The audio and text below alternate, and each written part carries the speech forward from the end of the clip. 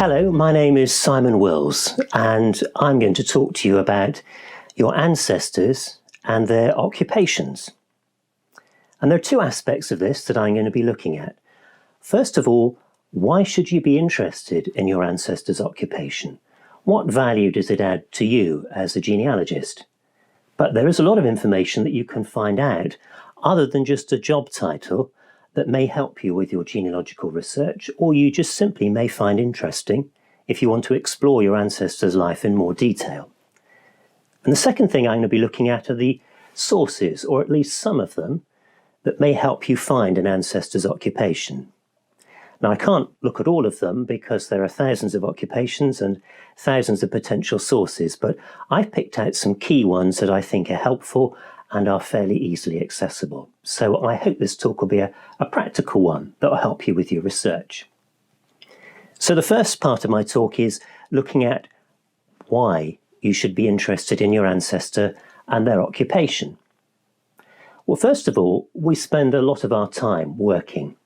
So if you know how your ancestor worked and what they did for a living, you know a little bit about what their day-to-day life was like.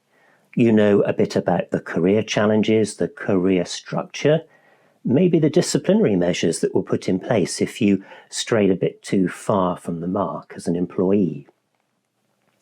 Of course, there are financial benefits to employment, not just wages, but also sometimes benefits in kind. Was your ancestor provided with accommodation, for example, or food, or some other kind of subsidized arrangement?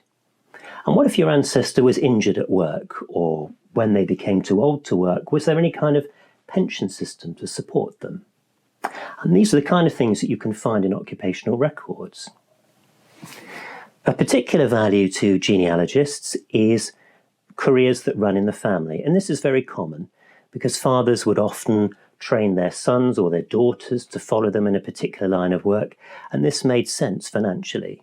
So you might find that if you start looking into an occupation in more detail, you find other family members, you find sons-in-law, you find cousins, uncles that you didn't know about or that you can find out more about simply by researching an occupation. Another particularly interesting aspect of pursuing occupation, research-wise, is finding out where your ancestor worked. Now, sometimes you might find your ancestor worked in a particular building that still stands, so you can go and visit it. But you may also find out a particular named company, and perhaps there are records for that still exist that you can look into. You'll also find that there are some occupations that are centred on particular towns or cities or counties, and it made sense to move to those if that was your occupation or your career interest. So a good example of that is merchant seamen. If you worked for the Merchant Navy, a lot of men moved to Liverpool or sometimes London because that's where the work was. So you're searching for your ancestor in Bedfordshire, you can't find him. If he was a merchant seaman, maybe he had moved to Liverpool. And I think knowing about their career gives you the opportunity to look elsewhere with some confidence. Another thing that you can find out from occupational records are a little bit of information about your ancestors' appearance. So that might be something as simple as what uniform they wore, but also sometimes you can find photographs of ancestors in archives. Perhaps there was a works day out or some kind of ceremony in which photographs were taken, and your ancestor may appear. Some records even have photographs of individual forebears. So the 20th century Merchant Navy employment records on Find My Past, for example, they have photographs of individual members of the Merchant Navy. If you know a little bit about your ancestors' occupation, you may be able to tie them in with specific events, perhaps linked to their employer. Maybe there was some disaster that took place at work, a quarry accident, for example, or a fire. Or maybe they were on a ship that sank. You might also find that maybe Queen Victoria turned up, or there was official opening of the place where they worked. And if you know a bit about what they did for a living and where they worked, you may be able to link all this together. Something else that you'll be interested to research is the training that your ancestor received. Now, this may be a formal apprenticeship, and I'm going to say something more about those in a minute, but there are all sorts of other ways in which people were trained on the job, and that was often tied to a fairly formal career structure, which is interesting to understand. And last of all, if you know something about what your ancestor did in terms of work, that may help you to understand something about their health or even their death, because there are lots of illnesses that are tied to specific occupations. Now, where can you look to find information about occupations? Well, there are literally thousands of places that you could look. And this picture here looks a bit like the old TV quiz show called Blockbusters. Do you remember that? I didn't intend it to look like that, but now that I've finished it, I realised that it does. It's designed to illustrate some of the places where you could actually look to try and find information about someone's career and what they did for a living. I can't cover all of these in detail, and indeed there are many more than this, but I'm going to pick out some key ones and hopefully show you how you can use them to best effect. So we'll start with the census. This is often the first indication that you have about what somebody did for a living. You find your ancestor Thomas Jones and he's a blacksmith, for example.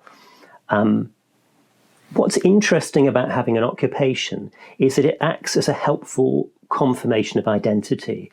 If you're looking for someone with a surname like Jones and you know they're a blacksmith, it helps you to separate them out from all the other Joneses as you go back in time or as you look at other career records where these other Joneses are shipwrights or bank clerks or whatever. So it's a helpful confirmation of identity. A useful feature that you'll find on the genealogist website is that occupations have been keyworded. That means that they've been put in as specific search terms linked to individual people. And I'll show you how that works in a couple of slides in a moment. But it does mean that it is a bit easier to find people using that search engine. More than anything, the census is a kind of gateway to other records about occupations, because it's often the first indicator you have of what someone did for a living.